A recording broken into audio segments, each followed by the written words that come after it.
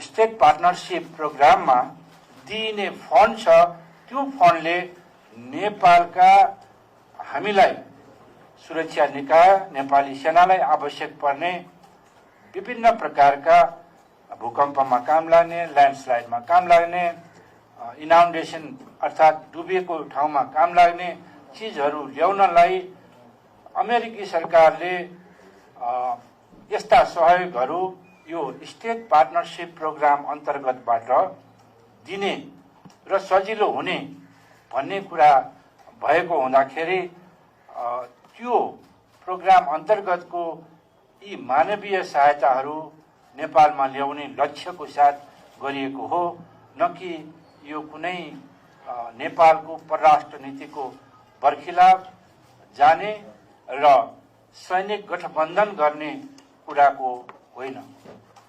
नेपाली सेना सधैँ नेपाल सरकारको परराष्ट्र नीतिको आधारमा मात्रै चल्छ। हजुरहरूलाई सबैलाई थाहा नै छ। ती क्रियाकलापहरू गर्दाखेरि पनि नेपाल सरकारको वैधानिक रूपमा भएको रक्षा मन्त्री तथा प्रधानमन्त्रीज्यूको स्वीकृति लिएर लेखिएको छ। यो त्यसै